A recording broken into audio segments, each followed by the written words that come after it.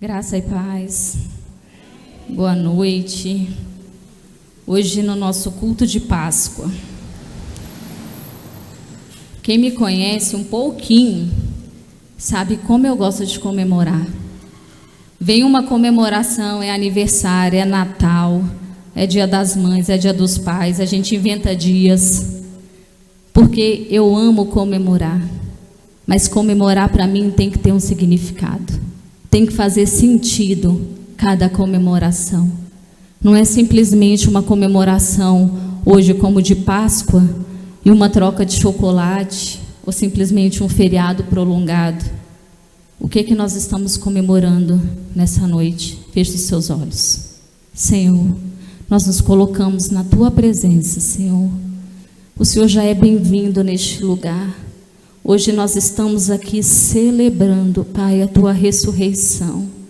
Senhor, hoje que os nossos corações estejam voltados para Ti, Senhor. Nós repreendemos toda distração, Senhor. Que seja calada todas as vozes que nos impedem de Te ouvir nessa noite. Ser bem-vindo, Senhor. Toma o lugar que já é Teu. Em nome de Jesus. Amém. Hoje eu quero falar sobre a última ceia, Mateus 26, a partir do versículo 17.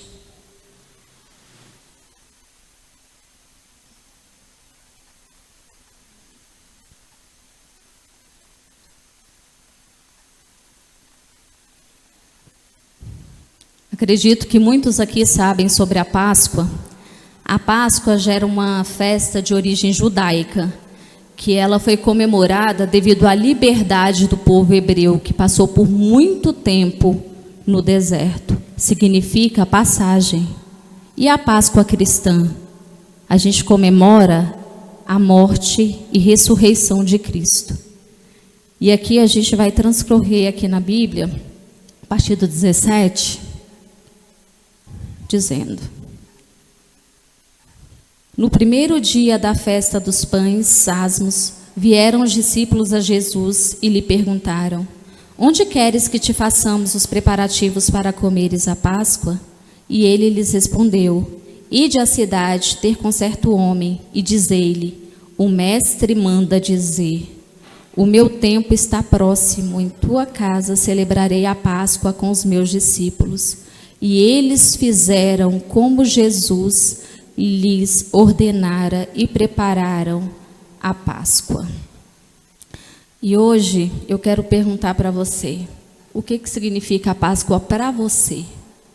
Até hoje, qual foi o seu entendimento sobre a Páscoa? O que você de fato está comemorando hoje? Quando você de repente hoje encheu o celular da família, de alguns, né? Feliz Páscoa, Feliz Páscoa. O que é a Feliz Páscoa? O que é desejar para o outro a Feliz Páscoa? Será que você hoje parou para pensar o que é a Páscoa? O que nós estamos celebrando? E se realmente hoje é um motivo de celebração? E qual é essa celebração para você? Aqui, primeira coisa que Jesus fez, Ele dá uma ordem aos discípulos e eles obedecem. Jesus, na sua passagem toda pela terra, ele veio pregando, falando e ensinando. E não foi diferente na hora da tua morte. Quando ele estava ali indo para a sua morte, caminhando para se cumprir, ele também começa a ensinar. E para mim, a primeira coisa que ele começa a ensinar é a obediência. Os discípulos, eles simplesmente obedeceram. Por que eles obedeceram quando o mestre disse: vai lá na casa de fulano, aquele homem diz que eu desejo celebrar lá. E muitas vezes nós não entendemos quando Jesus fala, porque a gente vai buscar a razão. A obediência, ela não quer a razão. A obediência ao Senhor está além das nossas vistas, está além do que nós queremos ou almejamos fazer. E por que nós obedecemos? Porque nós confiamos. Nós confiamos que Ele é o Pai e que Ele tem muito, mas Ele enxerga muito mais além. Quando ele fala assim, pisa aqui, eu vou falar, mas não tem chão, tem um degrau, mas pisa. Mas não tem degrau, mas pisa. É confiança. Vocês viram a Heloísa dando um showzinho aqui e dando o braço, e se eu falasse para ela só, pula, ela pularia. Por quê? Porque confia. Só porque confia. E quando nós não obedecemos o que o Senhor está nos dizendo, é porque está faltando a confiança nele. A confiança de dizer, ele disse, então eu vou fazer. Ele não disse, então eu não vou fazer. Onde está a sua confiança? Onde está a sua obediência? Na razão ou no confiar em um Deus que morreu por você e por mim?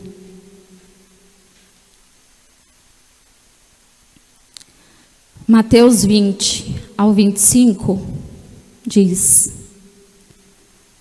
Chega a tarde, pôs-se ele à mesa com os 12 discípulos. E enquanto comiam, declarou Jesus: Em verdade vos digo que um dentre vós me trairá.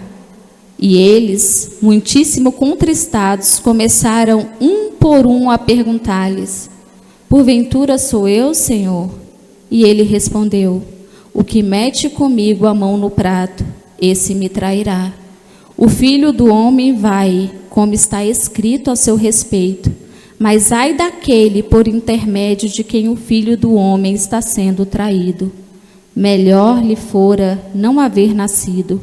Então Judas, que o traía, perguntou: Acaso sou eu, mestre? Respondeu-lhe Jesus: Tu o dissestes. Jesus sabia quem estava com ele. Aqui ele fala sobre a fidelidade e sobre a infidelidade. A característica do fiel é o que demonstra zelo, respeito, cuidado. É aquele que tem uma constância nos seus compromissos. Aquele que faz um compromisso e continua seguindo apesar das circunstâncias, apesar do dia mau. E quantas vezes nós enchemos a boca para falar sobre fidelidade e a gente fala: eu não aceito. Não. Traição, não. Infidelidade, não. Mas muitas vezes nós achamos que infidelidade é um adultério, somente de relacionamentos. Mas muitas vezes nós temos a infidelidade com a palavra de Deus, com o que Ele já deixou para nós. E Ele disse naquele momento que alguém o trairia. E Judas falou: tu disseste. E muitas vezes nós falamos: não, eu traí o Senhor. Judas foi louco. Trocar por 30 moedas de prata, a gente troca por muito menos. Por muito menos nós trocamos a vontade soberana de Deus sobre as nossas vidas, a presença soberana de Deus para as nossas vidas. Simplesmente porque os nossos olhos estão bem aqui na terra, está nos nossos negócios, está na nossa família, tão somente, não está no alto. E nós enchemos a boca para dizer sobre fidelidade ou infidelidade, traição ou não traição, onde ficou longe de seguirmos um conceito de fidelidade com o nosso Jesus. E se não houver um arrependimento sobre a infidelidade, vai haver, sabe o quê? Um remorso. Judas teve um remorso, ele não se arrependeu. Tanto que ele teve um remorso, que o que ele fez? Se enforcou, se matou. Se ele tivesse arrependido do que ele tinha feito, haveria salvação. Mas não, foi somente remorso. E aquele que trata o Senhor com infidelidade e não tem um arrependimento, vai ter remorso. E como Jesus disse, era melhor que nem tivesse nascido. 26 ao 30.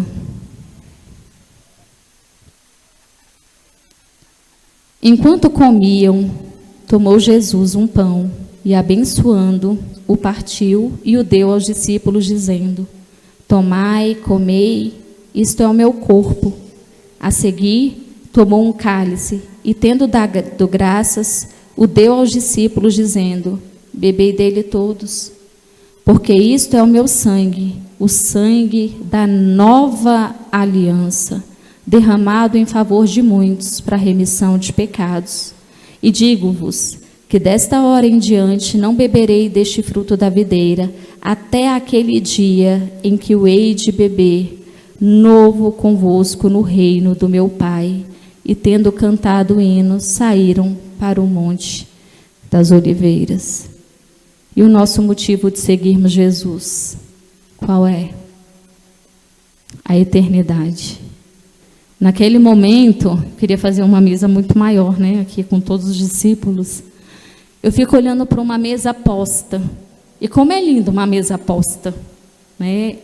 A gente olha e fala, traz vida, traz comunhão. E naquele momento, eu fico imaginando o Senhor sentado nessa mesa com seus discípulos e tomando e anunciando para eles o que estava para acontecer, mas dizendo: essa é a última ceia, será a última vez. A próxima vez que eu tomar vai ser lá no reino, vai ser no reino do meu Pai. E eu creio que toda a trajetória dos seus discípulos, eles morreram mortes pesadas, continuaram a seguir, porque eles tinham uma promessa. Qual era a promessa? Ceiar com Jesus lá na glória.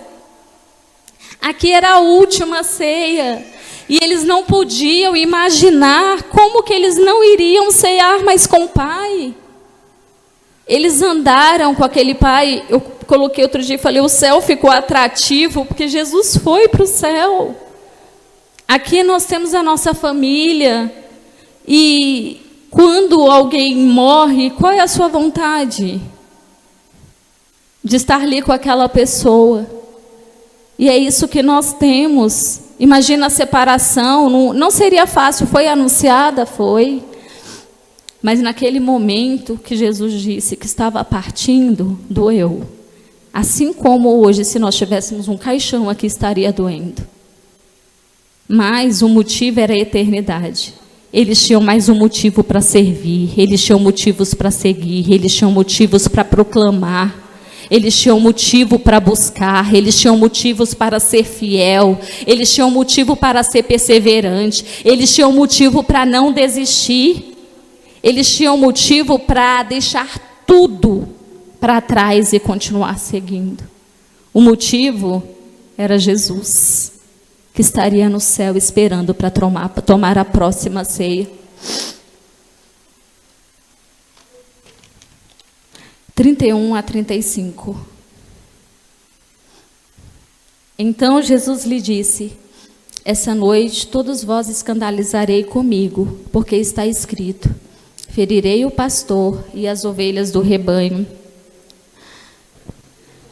ficarão dispersas. Ferirei o pastor e as ovelhas do rebanho ficarão dispersas. Mas depois da minha ressurreição, irei adiante de vós para a Galiléia. Disse-lhe Pedro: ainda que venhas a ser um tropeço para todos, nunca o serás para mim. Replicou-lhe Jesus: em verdade te digo, que nesta mesma noite, antes que o galo cante, tu me negarás 3 vezes. E disse-lhe Pedro: ainda que me seja necessário morrer contigo, de nenhum modo te negarei. E todos os discípulos disseram o mesmo. Sem Jesus, nós nos perdemos, ficamos dispersos, ficamos sem direção. Jesus é a nossa direção. Ele diz que quando ele fosse ferido, as ovelhas ficariam dispersas. Ele anunciou, e ele foi ferido. E o que está acontecendo conosco hoje? As ovelhas estão dispersas. E a única direção é Jesus. Seguir Jesus não deve ser um peso. Ele aponta o caminho. E aos mínimos detalhes, ele mostra onde que é para você ir, onde que é para você não ir. A comunhão, você tem buscado a direção de Jesus? Quantas vezes eu fui chamei uma pessoa, falei assim para ela: você quer levar uma palavra para tal lugar? E ela me disse assim: eu vou orar. Naquele momento eu falei assim: vai orar. Mas de repente eu falei para ela: eu quero ser como você, que até para levar uma palavra ou deixar de dar uma palavra, eu pergunte para o Senhor o que Ele quer. Eu consulte o Senhor, porque é Ele que tem a direção. É Ele que nos dá a direção. Se não for por Ele, nós só ficamos dispersos. E quantas vezes nós nos levantamos e não perguntamos para o Senhor: Senhor, o que o Senhor quer de mim nesse dia? O que o Senhor quer de mim no decorrer desse dia? Simplesmente a gente faz. Eu mesmo que tenho uma rotina, vou, tomo banho, passo creme, visto roupa, pego a bolsa, saio. Orei, Senhor, obrigada, abençoa meu dia, me livra de todo acidente, todo incidente, guarda a minha família.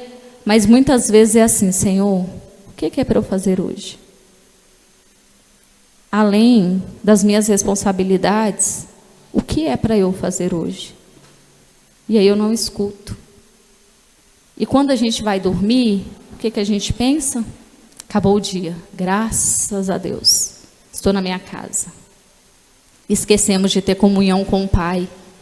Nós fomos surpreendidos na madrugada de quinta-feira, às 4:30 da manhã. Nós deitamos e achamos que estava tudo certo. Teve a reunião dos homens, foi bênção. Então estava tudo lindo, aparentemente tinha cumprido o propósito, estava tudo perfeito aquilo lá. E 4:30 da manhã o telefone toca. A notícia de um óbito. Nós estávamos preparados para receber aquela notícia?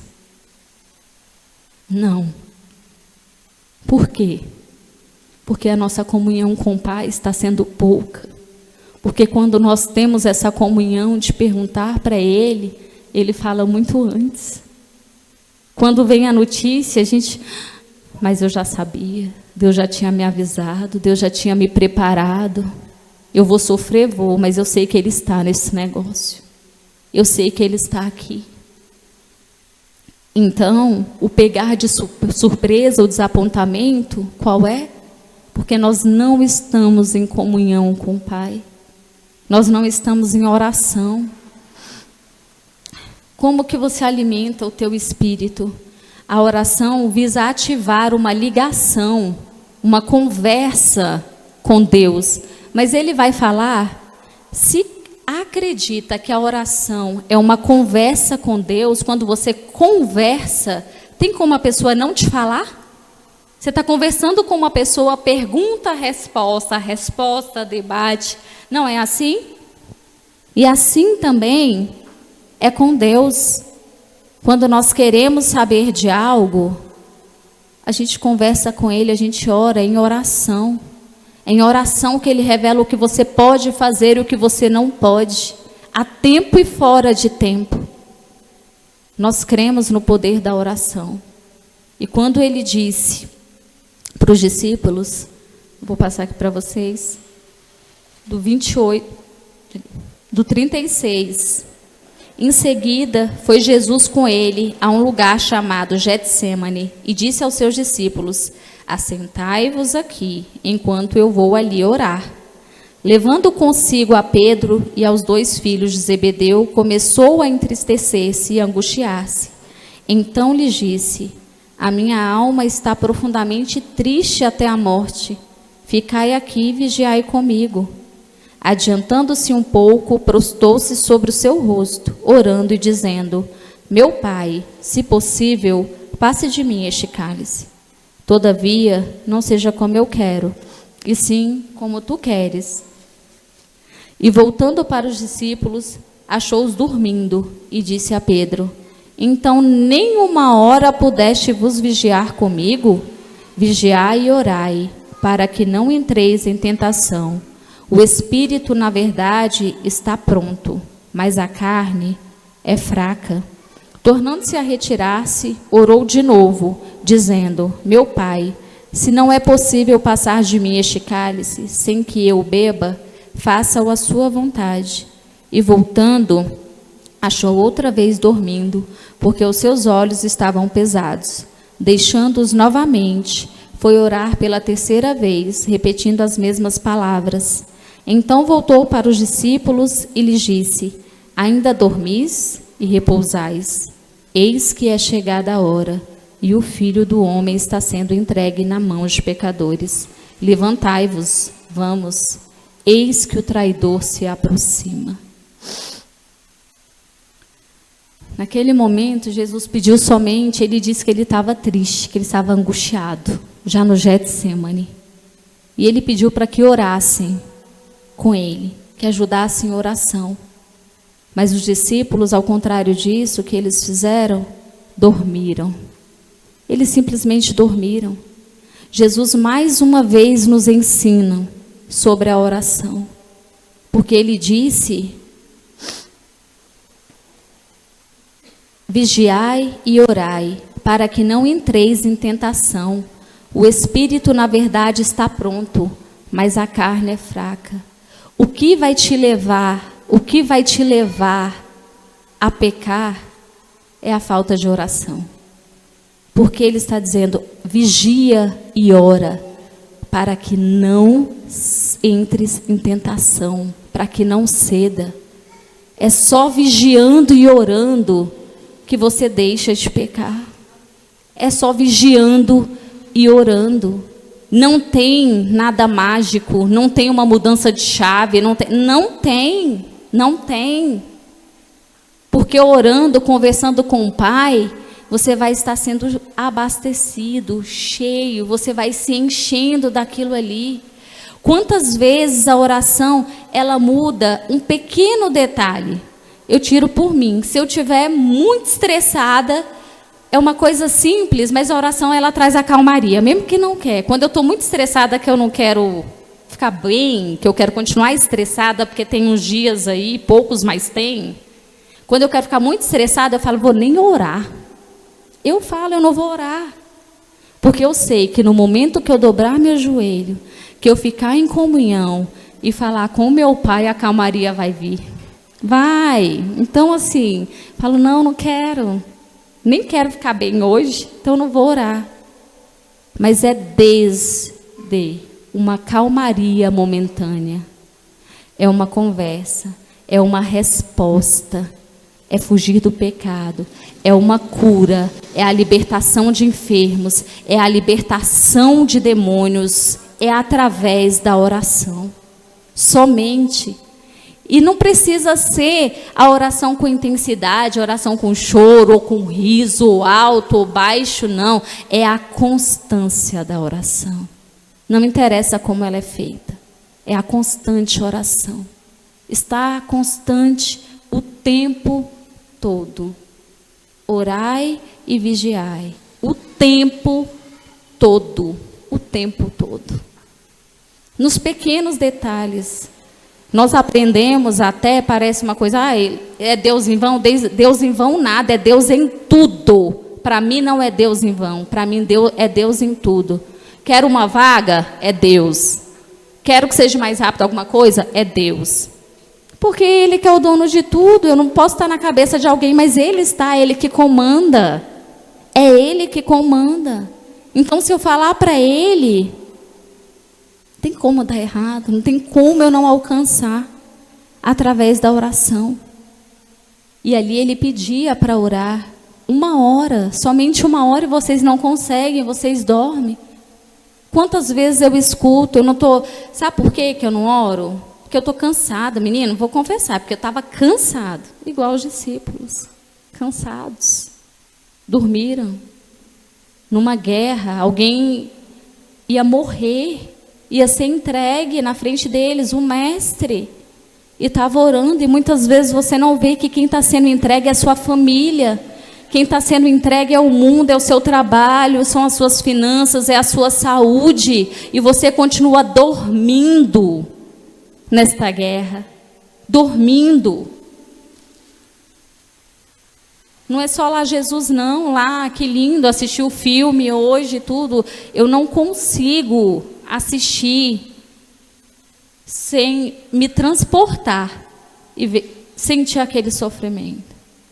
De pensar, Senhor, a gente continua dormindo. A gente continua dormindo. Sabe? E dormindo às vezes só em oração, não. Dormindo em todas as áreas da nossa vida. Em pregar o Evangelho. Em ir anunciar. Em ajudar o próximo. Dormindo em tudo que Ele deixou para nós fazermos. Nós continuamos dormindo.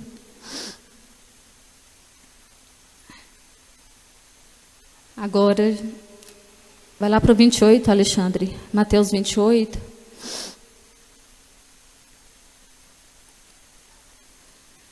Aí vai toda a parte, né? Eu falei para o Anderson, eu queria, na verdade, falar tudo, né? Até chegar de toda a parte, porque a gente acredita que, como que foi, desde o anúncio dele na ceia, até a ressurreição, parece que contando assim, foi assim, né? 3 dias, que rápido, que rápido. 5 segundos de choque, já é uma eternidade. Né? Quando a gente apanha do pai à mãe, uns 2 minutinhos, 3 ali, parece que foi a vida sendo açoitado. Agora vocês imaginam como que foram esses dias para o Senhor. Como que foi, e veio toda a parte ainda da traição, de negar, e ele falando tudo, e ele explicando tudo. Antes do acontecimento, ele ia explicando, ele ia dizendo os próximos passos. E mesmo assim, ele foi crucificado. 28, 18. Jesus, aproximando-se, falou-lhes, dizendo: toda autoridade me foi dada no céu e na terra. Ide, portanto, fazei discípulos de todas as nações, batizando-os em nome do Pai e do Filho e do Espírito Santo, ensinando-os a guardar todas as coisas que vos tenho ordenado. E eis que estou convosco todos os dias até a consumação do século.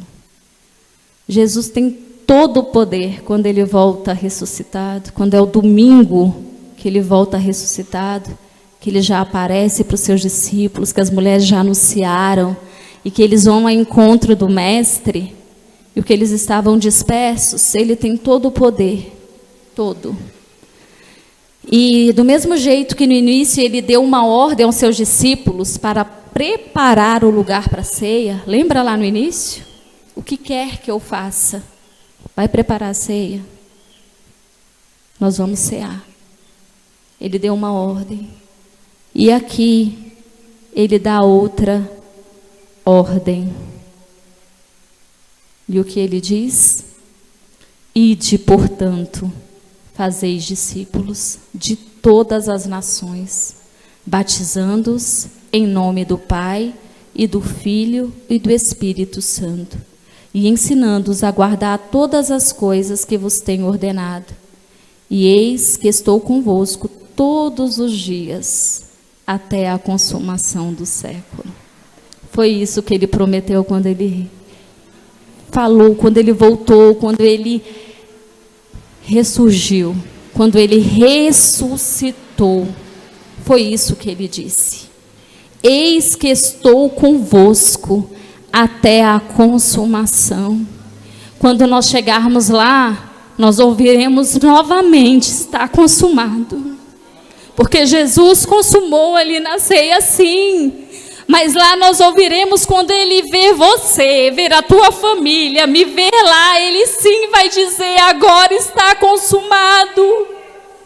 Eles entenderam, eles combateram um bom combate, eles guardaram a fé. Hoje eles estão aqui comigo ceando. Nós temos uma nova aliança com Jesus. Essa nova aliança precisa nos levar à eternidade. Nós precisamos despir-nos de nós mesmos hoje. É por isso que eu e você estamos aqui, para celebrar um Jesus vivo, um Jesus glorioso, o Jesus ressurreto, o Jesus que aguarda a tua chegada, o Jesus que espera por ti, tenha o mesmo anseio de encontrar com Ele, tenha o mesmo anseio de subir com Ele, torna o céu atrativo a partir de hoje. Se você não enxergava a Páscoa dessa forma, se você não enxergava a ressurreição, lembra, a ressurreição é para que eu chegue lá no céu e esteja tudo consumado, e eu não posso ir sozinho. Ide e fazei discípulos e batizai-vos em nome do Pai, do Filho e do Espírito Santo. Essa é a nossa missão, não é só partir o pão, não é só comemorar, não é só a ceia nós vamos estar lá, mas enquanto isso, nós precisamos cumprir o que Ele disse. Nós não podemos mais ficar dentro das nossas casas, dentro de 4 paredes, dentro de nós, que é a nossa maior prisão, dentro de nós, por conta disso, por conta daquilo, porque hoje eu não estou bem, porque hoje também não, porque hoje eu estou doente, porque amanhã eu estou isso, porque hoje eu tenho isso. E muitas vezes nós ficamos presos, não é somente nas mazelas não, é quando nós somos abençoados também por Ele, a bênção nos prende. A bênção nos prende. E Ele deixou todos os princípios que nós venceríamos o mundo. Ele disse que nós venceríamos e nós vamos vencer. Mas se nós guardarmos o que Ele já ensinou, o que Ele já pregou, se o céu for um atrativo para nós, se o céu for um atrativo, nós vamos guardar. Nós vamos falar: Senhor, nós queremos ir contigo. E hoje, eu quero que você feche os seus olhos. Feche os seus olhos, que você possa pensar, que hoje você possa agradecer o Senhor. Senhor, nós te agradecemos, Pai. Nós queremos te agradecer, Senhor, pelo teu sacrifício na cruz, Senhor. Todos os ensinamentos que o Senhor deixou, Senhor, mesmo chegando a sua hora. Eu sei que o Senhor zela por nós, Senhor, porque o Senhor nos quer aí pertinho, Senhor. O Senhor quer juntinho de Ti, Deus. Nós queremos cantar o hino contigo e dizer: está consumado, Senhor. Hoje, Senhor, e todos os dias, Senhor, nós queremos celebrar a Tua ressurreição com a certeza, Senhor, que iremos morar contigo nos céus, Pai. Que hoje, Senhor, nós possamos ver o céu como um atrativo, Senhor. Que caia toda distração terrena, Senhor, e que nossos olhos estejam em Ti, que é um Deus que vive, Senhor. Que é um Deus que venceu a morte porque não havia pecado, Senhor. Um Deus, Senhor, que pagou um preço, Senhor, por nós na cruz, Senhor. E continua nos aguardando, Pai.